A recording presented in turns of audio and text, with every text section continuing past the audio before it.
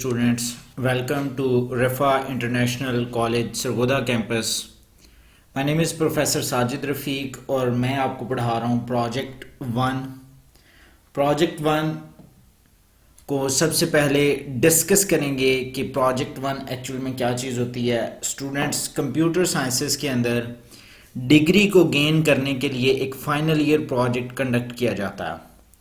जिन बच्चों का final year project accept हो जाता है, जो बच्चे फाइनल ईयर प्रोजेक्ट पास करते हैं, सिर्फ उन्हीं बच्चों को डिग्री जो है वो प्रोवाइड की जाती है। अदरवाइज जिन स्टूडेंट्स का फाइनल ईयर प्रोजेक्ट एक्सेप्ट नहीं होता या वो फाइनल ईयर प्रोजेक्ट पास नहीं कर सकते, तो उन स्टूडेंट्स को अगेन से क्या करना पड़ता है, दोबारा से फाइनल ईयर प्रोजेक्ट जो है वो क्रिएट करके देना पड़ता है। और फाइनल ईयर प्रोजेक्ट को बेसिकली दो पोर्शंस के अंदर डिवाइड किया जाता है। फर्स्ट पोर्शन जो है वो हमारे पास कहलाता है project one and second portion जो है वो हमारे पास कहलाता है प्रोजेक्ट टू। प्रोजेक्ट वन को थर्ड सेमेस्टर के अंदर पढ़ा जाता है। एडीपी थर्ड सेमेस्टर में आप प्रोजेक्ट वन को स्टडी करेंगे और प्रोजेक्ट टू को आप फोर्थ सेमेस्टर के अंदर पढ़ेंगे। एडीपी फोर्थ सेमेस्टर के अंदर प्रोजेक्ट टू को पढ़ाया जाता है और दोनों के कॉम्बिनेशन से project one and project two दोनों के कॉम्बिनेशन से आपके मार्क्स जो हैं वो फाइनल ईयर प्रोजेक्ट के मार्क्स लगाए जाते हैं, जो कि आपके डिग्री के ऊपर मेंशन होते हैं। रिफा इंटरनेशनल यूनिवर्सिटी या रिफा इंटरनेशनल कॉलेज की तरफ से जो हमें आउटलाइन प्रोवाइड की गई है फाइनल ईयर प्रोजेक्ट वन की, उसमें प्री रेक्विजिट सब्जेक्ट्स जो आप लोगों ने पढ़े हुए हैं उनमें MIS है, मैनेजमेंट इंफॉर्मेशन सिस्टम आपने पढ़ा होगा। सेकंड डेटाबेस सिस्टम्स हैं जिनके कोर्स कोड हैं CS2453 एंड CS3144। ये दोनों सब्जेक्ट्स आपने ऑलरेडी पढ़े हुए हैं। इन दोनों सब्जेक्ट्स को, डेटाबेस सिस्टम्स को भी आप यूज़ कर सकते हैं, MIS मैनेजमेंट इंफॉर्मेशन सिस्टम को भी आप यूज़ कर सकते हैं। और को रेक्विजिट जो सब्जेक्ट है ये नेटवर्किंग का सब्जेक्ट है जो कि आप लोग पढ़ रहे हैं। नेटवर्किंग में भी हम कोई भी फाइनल ईयर प्रोजेक्ट जो है वो क्रिएट कर सकते हैं। कुछ फाइनल ईयर प्रोजेक्ट्स को हमने क्लास के अंदर डिस्कस किया था, अगेन दोबारा से मैं यहाँ पे रिवाइज करूंगा। ये जो हमारा सब्जेक्ट है ये 3 क्रेडिट आवर का है, जिसमें 2 क्लासेस होंगी पर वीक एंड 1 जो है वो हमारी लैब क्लास होगी।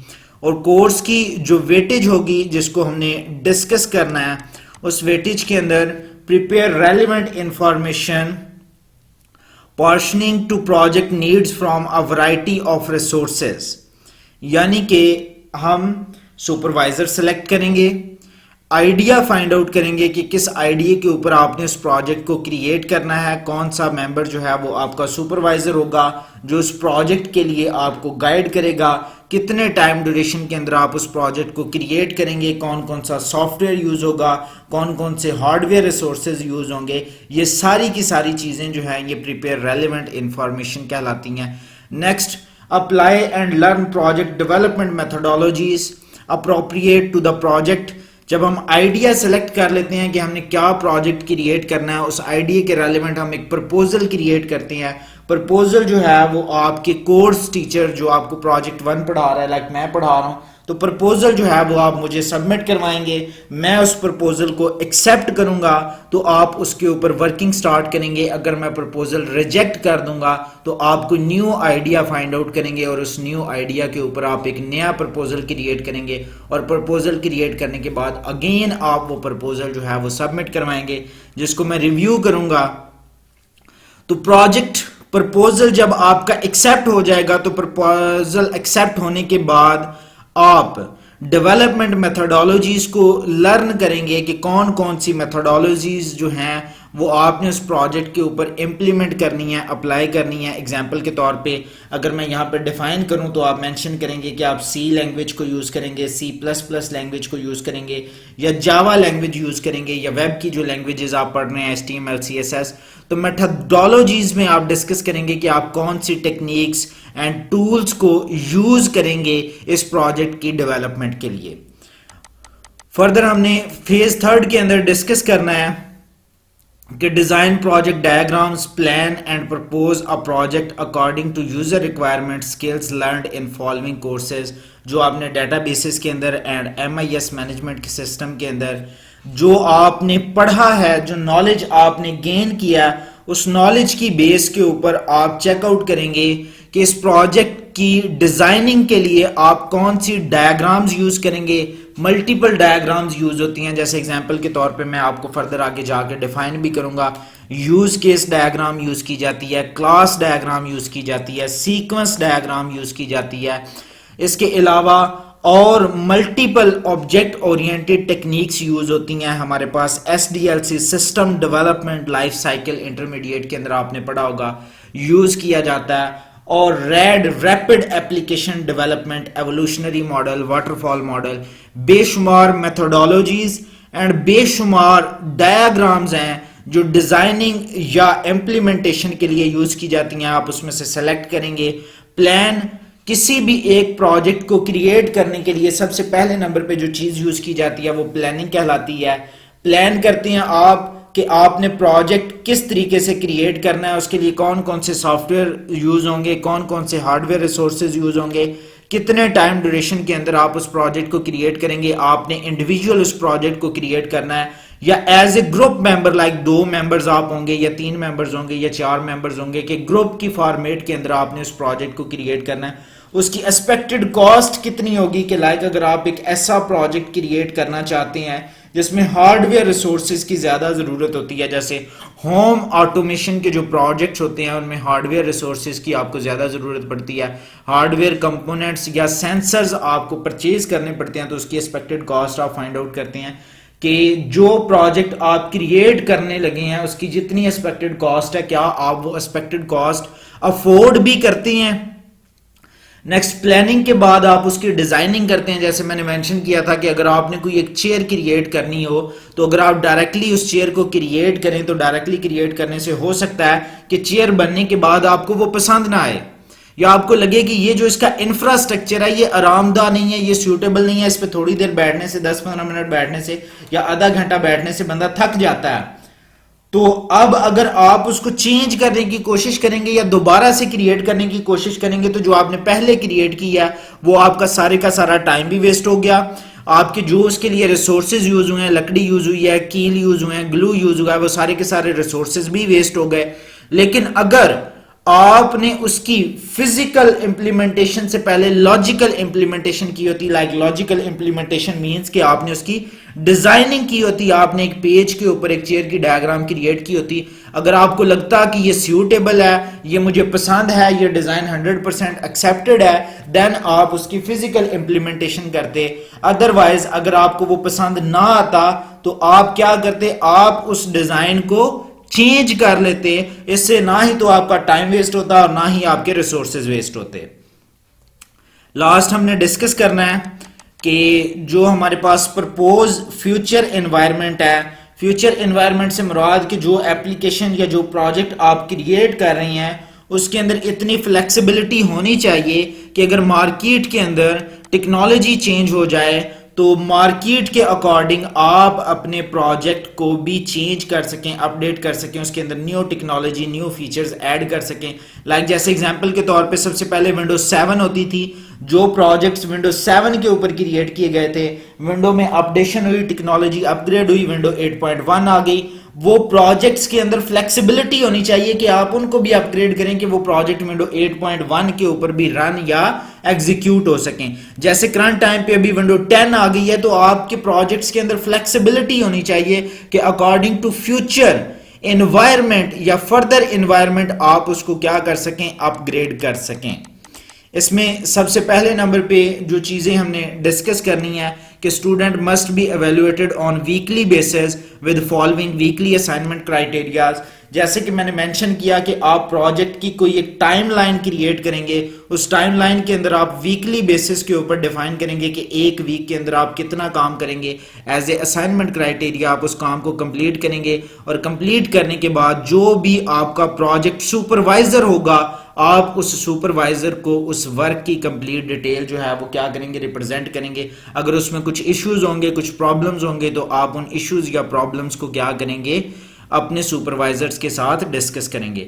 There evaluation will be on weekly basis. If a student complete his project in the last 8 weeks he will be already lose half of his her marks even if his her project is up to the mark। यानी कि अगर वो जो time duration उसने define किया हुआ है उस टाइम ड्यूरेशन के अंदर अपने प्रोजेक्ट को कंप्लीट कर लेता है तो वेल एंड गुड। अगर उस टाइम ड्यूरेशन के अंदर वो प्रोजेक्ट कंप्लीट नहीं होता तो उसके जो हाफ मार्क्स हैं वो उनको क्या कर देगा, लूज कर देगा, या उसके हाफ मार्क्स जो हैं वो डिटेक्ट हो जाएंगे। क्राइटेरिया के अंदर अचीविंग एंड मोटिवेटिंग है कि सबसे पहले आपको मोटिवेट करना है कि आपने किस प्रोजेक्ट के ऊपर वर्किंग करनी है, कौन सी लैंग्वेजेस आपको आती हैं, कौन सी स्किल्स आपको आती हैं, कौन सा प्रोजेक्ट आप इजीली क्रिएट कर सकते हैं। कि the student has completed the task assigned and has the potential to complete the task assigned for next week। कि जो टास्क आपको प्रोवाइड किए गए थे क्या आपने उन टास्क को 100% कंप्लीट कर लिया है अचीविंग में। एंड मोटिवेटिंग में जो नेक्स्ट टास्क आपको प्रोवाइड किए जाएं आपको मोटिवेट किया जाए कि आप उन नेक्स्ट टास्क को भी अचीव कर सकते हैं, 100% आप उनको परफॉर्म कर सकते हैं। नॉट अचीविंग बट मोटिवेटिंग कि अगर एक टास्क आपको प्रोवाइड किया गया आपसे वो काम नहीं हुआ तो आपको डिग्रेड नहीं किया जाए बल्कि आपको मोटिवेट किया जाए, आपको गाइड किया जाए और मेंशन किया जाए कि आप इस टास्क को बेहतर तरीके से परफॉर्म कर सकते हैं। नेक्स्ट हमारे पास सिनेरियो वाइज अगर डिस्कस करें तो हमारे पास आउटलाइन है जो कि रिफा इंटरनेशनल यूनिवर्सिटी की तरफ से प्रोवाइड की गई है। वीक 1 का सिलेबस हमारे पास ये है कि final year project briefing. Project 1 briefing से मुराद जो हमारा पहला लेक्चर जिसको मैंने डिस्कस किया था डिटेल के साथ कि कौन कौन से प्रोजेक्ट्स आप क्रिएट कर सकते हैं, कौन कौन से फाइनल ईयर प्रोजेक्ट्स हो सकते हैं। आप कोई एक वेबसाइट डिजाइन कर सकते हैं, आप कोई वेब एप्लीकेशन क्रिएट कर सकते हैं, आपको डेस्कटॉप एप्लीकेशन क्रिएट कर सकते हैं, आपको नेटवर्किंग एप्लीकेशन क्रिएट कर सकते हैं, आपको mobile application using Android language create कर सकते हैं। इसके अलावा अदर गेम डेवलपमेंट के अंदर अगर आपका इंटरेस्ट है तो आप कोई गेम डेवलप कर सकते हैं। इसके अलावा सो ऑन मल्टीपल आइडियाज थे। होम ऑटोमेशन के ऊपर यूजिंग हार्डवेयर प्रोजेक्ट की एक्सप्लेनेशन आपको की गई थी। फिर project area and faculty supervisor expert briefing. आपने पहले नंबर पे आपको प्रोजेक्ट की ब्रीफिंग प्रोवाइड करनी थी कि कौन कौन से प्रोजेक्ट्स हो सकते हैं, कौन कौन से प्रोजेक्ट्स आप क्रिएट कर सकते हैं। सेकंड नंबर पे आपको ब्रीफ करना था कि प्रोजेक्ट के रेलेवेंट 2 मेंबर्स होते हैं। एक मेंबर जो है वो आपके पास कहलाता है सुपरवाइजर और सेकंड मेंबर जो है वो आपके पास कहलाता है प्रोजेक्ट मैनेजर। प्रोजेक्ट मैनेजर वो मेंबर होता है जो बेसिकली आपको प्रोजेक्ट का सब्जेक्ट पढ़ा रहा होता है। प्रोजेक्ट 1 मैं पढ़ा रहा हूं तो आपका प्रोजेक्ट मैनेजर मैं हूं। प्रोजेक्ट 2 राव आमिर साहब पढ़ा रहे हैं कैप्स्टोन की क्लास जो है वो प्रोजेक्ट 2 की क्लास जो है वो एडीपी 4th सेमेस्टर को, तो उनके प्रोजेक्ट मेंबर जो होंगे या प्रोजेक्ट मैनेजर जो होंगे वो राव आमिर साहब होंगे। तो प्रोजेक्ट मैनेजर के अलावा एक मेंबर होता है सुपरवाइजर। सुपरवाइजर का बेसिकली क्या काम होता है? सुपरवाइजर का काम होता है कि वो आपको सुपरवाइज करे। जरूरी नहीं है कि सुपरवाइजर मैं ही हूं, आप किसी भी टीचर को, किसी भी फैकल्टी मेंबर को सुपरवाइजर सेलेक्ट कर सकते हैं। सर नुमान को सिलेक्ट कर सकते हैं, शहरियार साहब को सिलेक्ट कर सकते हैं, मुझे सिलेक्ट कर सकते हैं और आमिर साहब को सिलेक्ट कर। कंप्यूटर साइंस फैकल्टी मेंबर्स में आपको लगता है कि जो मेंबर आपको बेहतर तरीके से गाइड कर सकता है, आपकी हेल्प कर सकता है, आप उसको अपना प्रोजेक्ट सुपरवाइजर सेलेक्ट कर सकते हैं। प्रोजेक्ट सुपरवाइजर की रिस्पॉन्सिबिलिटीज होती हैं कि वो आपको वीकली बेसिस के ऊपर कुछ टास्क असाइन करता है। वीक कंप्लीट होने के बाद वो आपसे फीडबैक गेट करता है कि जो टास्क आपको असाइन किए गए थे वो काम आपने कंप्लीट कर लिया या अभी तक आपका पेंडिंग है। नेक्स्ट टास्क आपको असाइन करता है। अगर कहीं पे आपको प्रोजेक्ट के दरमियान कोई प्रॉब्लम है, कोई इशू है, कहीं पे कोडिंग का कोई मसला है, सॉफ्टवेयर की कोई समझ नहीं आ रही, कोई एरर्स आ रहे हैं जिनका आपको जो है वो समझ नहीं आ रही कि ये एरर्स किस तरीके से फाइंड आउट किए जाएंगे या रिमूव किए जाएंगे, तो सुपरवाइजर से आप गाइडलाइन ले सकते हैं। सुपरवाइजर आपको उसके रेलेवेंट हेल्प प्रोवाइड करेगा। वीक 2 के अंदर हम डिस्कस करेंगे प्रोजेक्ट प्रपोजल को।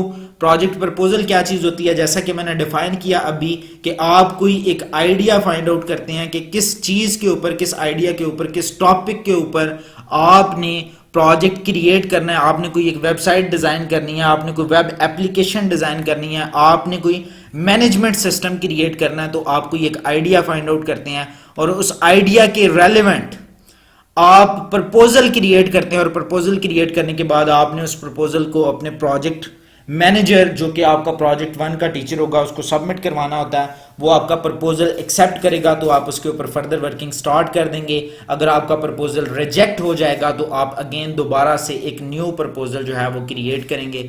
इसमें जो चीज़ें हम डिस्कस करेंगे प्रपोजल के अंदर, how to complete project proposal form, किस तरीके से आपने प्रपोजल को फॉर्म को क्रिएट करना है, प्रोजेक्ट प्रपोजल इंटरव्यू, जब आप उस प्रपोजल को सबमिट करवाने जाएंगे तो जो प्रोजेक्ट मैनेजर होगा वो कुछ क्वेश्चंस आपसे पूछेगा, प्रॉब्लम स्टेटमेंट के उस प्रोजेक्ट को क्रिएट करते हुए आपको कौन कौन से प्रॉब्लम्स को फेस करना पड़ सकता है, उसके किस तरीके से आप सॉल्यूशंस फाइंड आउट करेंगे, प्रोजेक्ट ऑब्जेक्टिव्स कि जो प्रोजेक्ट आप क्रिएट कर रहे हैं उसके क्या ऑब्जेक्टिव्स हैं, क्या उसके गोल्स हैं जिनको आपने अचीव करना है, लॉग बुक, कौन कौन से सॉफ्टवेयर्स आप यूज करेंगे, कौन कौन सा हार्डवेयर आप यूज करेंगे, कितनी एक्सपेक्टेड कॉस्ट होगी उस प्रोजेक्ट को क्रिएट करने के लिए, further project discussion and supervisory meeting starts कि उस प्रोजेक्ट के रेलेवेंट आप अपने प्रोजेक्ट मैनेजर से डिस्कस करेंगे, उससे पहले आप अपना एक सुपरवाइजर सेलेक्ट करेंगे और वो प्रपोजल सुपरवाइजर को चेक करवाएंगे, सुपरवाइजर आपको उस प्रोजेक्ट के प्रपोजल के रेलेवेंट गाइड करेगा, अगर उसमें कुछ मिस्टेक्स होंगी तो उसके हवाले से गाइड करेगा और देन आप वो प्रपोजल अपने प्रोजेक्ट मैनेजर को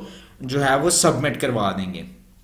नेक्स्ट वीक 4 के अंदर रिसोर्स सर्चिंग स्किल्स हैं और एस जिनको आप यूज करेंगे।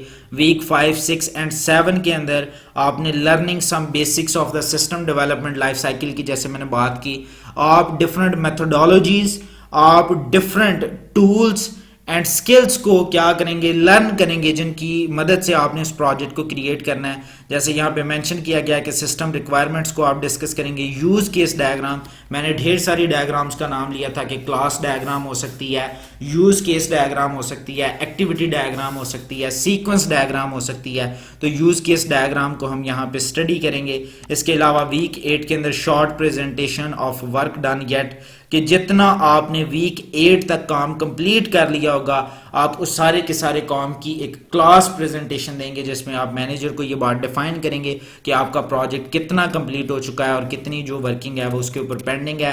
वीक 9, 10, 11 और 12 के अंदर student must discuss the deliverables. Deliverables mean कि आप अपने प्रोजेक्ट को छोटे छोटे पीसेस, छोटे छोटे टुकड़ों के अंदर डिवाइड कर लेंगे और वीकली बेसिस पे आप हर एक टुकड़े को क्या करेंगे, कंप्लीट करेंगे और कंप्लीट करने के बाद आप अपने जो प्रोजेक्ट मैनेजर है या जो प्रोजेक्ट सुपरवाइजर है उससे उस पीस को क्या कर देंगे कि डिलीवर कर देंगे कि इतना काम जो है वो हो चुका है, लाइक सिस्टम रिक्वायरमेंट्स या use case diagram for implementation. The students are encouraged to start the design the project side by side if it is possible for them, then आप उस प्रोजेक्ट की क्या करेंगे, डिजाइनिंग करेंगे। वीक नंबर 13 के अंदर हम उसकी प्रेजेंटेशन को क्या करेंगे, प्रिपेयर करेंगे और वीक नंबर 14, 15 एंड 16 के अंदर हम उसकी फाइनल प्रेजेंटेशन तैयार करेंगे। ये सारे का सारा जो फेज होगा इसके अंदर आपने प्रोजेक्ट का आइडिया फाइंड आउट करना होता है, उसका प्रपोजल क्रिएट करना होता है, उस प्रपोजल को एक्सेप्ट करवाना होता है, उसके रेलेवेंट जो सॉफ्टवेयर्स आपने यूज करने हैं या जो हार्डवेयर्स आपने यूज करना है उसका लर्निंग प्रोसेस होता है और एट द एंड आप उसका डिजाइनिंग प्रोसेस करते हैं। कोडिंग और इम्प्लीमेंटेशन प्रोजेक्ट 2 के अंदर जो कि आपका एडीपी 4th सेमेस्टर का सब्जेक्ट है वहां पे आप जाके इसको कंप्लीट करेंगे। दोनों प्रोजेक्ट्स मिलके आपका फाइनल ईयर प्रोजेक्ट जो है वो कंप्लीट होता है। कुछ आइडियाज यहाँ पे रिफा इंटरनेशनल यूनिवर्सिटी या रिफा इंटरनेशनल कॉलेज की तरफ से प्रोवाइड किए गए हैं जिन आइडियाज़ के ऊपर आप अपना फाइनल ईयर प्रोजेक्ट क्रिएट कर सकते हैं। इन्हीं आइडियाज़ में से अगर आपने कोई एक आइडिया सेलेक्ट करना हो फाइनल ईयर प्रोजेक्ट के लिए तो आप इन्हीं में से सेलेक्ट कर सकते हैं। अगर कोई न्यू आइडिया जो कि आपको लगता है कि जिसका स्कोप है या मार्केट के अंदर जिसकी वैल्यू है या जो ट्रेंड है उसको आप गेन कर सकते हैं। को मुझसे कोई हेल्प चाहिए हो एज ए प्रोजेक्ट मैनेजर तो मैं आपको प्रोजेक्ट्स के हवाले से जो है वो बेहतर तरीके से गाइड कर दूंगा कि यहाँ पे online salon and spa booking system. Salon आपको पता है कि किसको कहते हैं, हेयर कट शॉप को आपका जो है वो सैलून कहते हैं, या ब्यूटी पार्लर एसपीए से मुराद जो है वो ब्यूटी पार्लर। ऑनलाइन सिस्टम होना चाहिए कि आप ऑनलाइन उसकी रजिस्ट्रेशन करवा सकें और जब सैलून के ऊपर आप जाएं तो ऑलरेडी पहले से आपकी रजिस्ट्रेशन हुई हो, आपको वहां पे जाके बैठना नहीं पड़े, वेट नहीं करना पड़े। Online course and examination management system, किसी एक यूनिवर्सिटी का, किसी एक कॉलेज का, किसी एक स्कूल का एग्जामिनेशन सिस्टम जो है वो आप क्रिएट कर सकते हैं, ऑनलाइन कोर्सेज को क्रिएट कर सकते हैं। Employ transport management system project, किसी एक ऑर्गेनाइजेशन का ट्रांसपोर्ट सिस्टम जो है वो उसको आप मैनेज कर सकते हैं। ऑनलाइन पर्सनल काउंसलिंग को आप क्रिएट कर सकते हैं। E commerce for online medicine shopping, medicine की कोई एक वेबसाइट आप क्रिएट कर सकते हैं using e commerce, electronic commerce. Online लोग जो हैं वो उसका ऑर्डर करें और मेडिसिन जो हैं वो उनके घर प्रोवाइड कर दी जाएँ। ऑनलाइन ग्रॉसरी स्टोर है, मल्टीपल ऐसी जो हैं वो वेबसाइट्स ऑलरेडी क्रिएटेड हैं ई कॉमर्स के अंदर। मेडिसिन शॉपिंग की वेबसाइट्स भी क्रिएटेड हैं, ग्रॉसरी स्टोर्स की वेबसाइट्स भी क्रिएटेड हैं कि आप ऑर्डर करते हैं, ग्रॉसरी स्टोर आपका मटेरियल पैक करता है विद बिल, वो आपको ट्रांसफ़र कर देता है। Online old book buying and selling portal, आप एक प्रोजेक्ट क्रिएट कर सकते हैं जिसमें आप एक ऐसी वेबसाइट क्रिएट करें जिसमें ओल्ड बुक्स जो हैं वो आप परचेज़ करें एंड सेल भी कर सकते हैं आप उस पोर्टल के ऊपर। Online pizza ordering system, fast food delivery order system आप क्रिएट कर सकते हैं। Online unused medicine donation for NGOs के लाइक जो लोग मेडिसिन परचेज़ करते हैं और परचेज़ करने के बाद मेडिसिन को यूज़ नहीं किया जाता, वो मेडिसिन जो हैं वो बच जाती हैं, वो वेस्टेज के काम आती हैं जब उसकी डेट जो है वो एक्सपायर हो जाती है।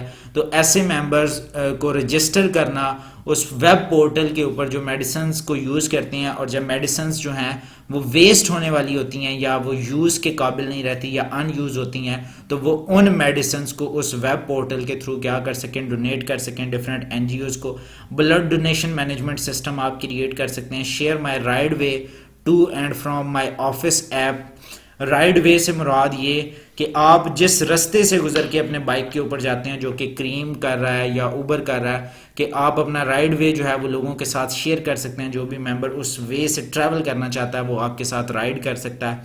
राइड बेसिकली बाइक ड्राइविंग को राइड कहा जाता है। Restaurant left over food delivery system है कि डिफरेंट फूड पांडा लाइक इसकी एक बेहतरीन एग्जांपल है जो कि फूड डिलीवरी सिस्टम क्रिएट किया गया। Donate your home left over food app, जो आपके घर का खाना है जो आप क्रिएट करते हैं, फूड ऐप की मदद से आप उसको जो है वो डोनेट कर सकते हैं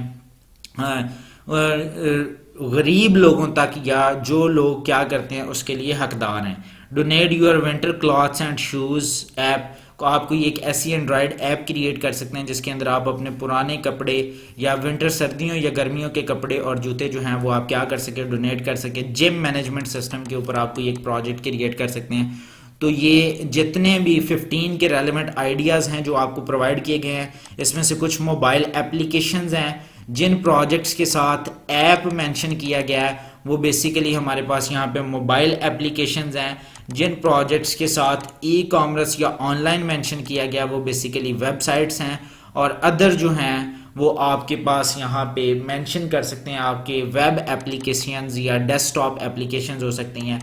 इसमें नेटवर्किंग के प्रोजेक्ट्स भी आप क्रिएट कर सकते हैं। होम ऑटोमेशन के ऊपर आप प्रोजेक्ट क्रिएट कर सकते हैं। जो सबसे ज़्यादा हिट और पॉपुलर आइडिया है जिसको as a final year project बहुत ज़्यादा प्रेफर किया जाता है या जिसके वैल्यू बहुत ज़्यादा है, इंपॉर्टेंस बहुत ज़्यादा है, जिसका स्कोप बहुत ज़्यादा है, जिसमें मार्क्स ज़्यादा से ज़्यादा मिलने के चांसेस होते हैं, वो हमारे पास है होम ऑटोमेशन का प्रोजेक्ट। क्योंकि इसमें फिजिकली चीज़ों की प्रेजेंस होती है। अगर आप कोई एक वेब एप्लीकेशन क्रिएट करते हैं या कोई एक डेस्कटॉप एप्लीकेशन क्रिएट करते हैं तो वो एक कंप्यूटर के ऊपर सिर्फ एक लेआउट होता है या डिज़ाइन होता है। जबकि अगर बात की जाए होम ऑटोमेशन की, तो होम ऑटोमेशन के अंदर आप सेंसर्स को यूज़ कर रहे होते हैं, वायर्स को यूज़ कर रहे होते हैं, रिले यूज़ होता है आपका, ट्रांसफार्मर आपका यूज़ होता है। ये इतने ज़्यादा कॉस्टली भी नहीं है। मिनिमम 3 to 4,000 के अंदर जो आपके एक प्रोजेक्ट का कंप्लीट जो है वो इंग्रेडिएंट्स या हार्डवेयर जो हैं वो परचेज हो जाते हैं, जिसमें कुछ वायर्स यूज़ होती हैं। तो एक फिजिकली प्रेजेंस होती है डाटा की या सॉफ्टवेयर की जिसको आप क्रिएट कर रहे होते हैं, और उसका जो इम्पैक्ट होता है वो बहुत ज़्यादा बेटर होता है। इसी तरीके से ये तमाम आइडियाज़ थे जिनके ऊपर आप फाइनल ईयर प्रोजेक्ट क्रिएट कर सकते हैं। ये एक प्रपोजल सैम्पल है जो मैं आपको भेज रहा हूँ, जिसके टॉप के ऊपर प्रोजेक्ट टॉपिक या टाइटल आप डिफाइन करते हैं। ग्रुप मेंबर्स में एक मेंबर है या मल्टीपल मेंबर्स हैं वो आप मेंशन करते हैं। एब्स्ट्रैक्ट उस प्रोजेक्ट जिसको आप क्रिएट कर रहे हैं उसके रेलेवेंट आप डिटेल के अंदर इंफॉर्मेशन प्रोवाइड करते हैं। और फिर मार्केट रिसर्च या गैप्स एंड नोवेलिटी को आप यहाँ पे डिस्कस करते हैं कि रेफरेंसेस वगैरह आप यहाँ पे शेयर करते हैं, जिन रेफरेंसेस को यूज़ करते हुए आपने इस आइडिया को सिलेक्ट किया है या आपने इस प्रोजेक्ट को क्रिएट करना है। फिर लिस्ट ऑफ फाइनल डिलीवरेबल कि कितने टाइम ड्यूरेशन के अंदर आप जो है वो फाइनल डिलीवरेबल यानी कि प्रोजेक्ट 1 कंप्लीट मुकम्मल करके डिलीवर करेंगे। और इसके अलावा आप इस फाइनल डिलीवरेबल से पहले शॉर्ट डिलीवरेबल जो हैं वो ऑलरेडी सबमिट करवाते रहेंगे। फैकल्टी एडवाइज़र में बेसिकली प्रोजेक्ट मैनेजर को फैकल्टी एडवाइज़र कहा जाता है, जो कि मैं हूं आपका, जो कैपस्टोन 1 या प्रोजेक्ट 1 आपको पढ़ा रहा है। उसके बाद एडवाइज़र्स कमेंट्स जो भी मेरे उस प्रपोजल के रेलेवेंट या उस फाइनल डिलीवरेबल के रेलेवेंट रिमार्क्स होंगे, मैं उन रिमार्क्स को प्रोवाइड करूंगा आपको। ये था बेसिक इंट्रोडक्शन जो कि आपकी कोर्स आउटलाइन थी, प्रपोजल का सैंपल था, कौन कौन से प्रोजेक्ट्स हैं वो आप कलेक्ट कर सकते हैं। ये था हमारा आज का टॉपिक। नेक्स्ट लेक्चर के अंदर हम फर्दर इन्हीं टॉपिक्स को डिटेल के साथ डिस्कस करेंगे। Thank you students. अल्लाह।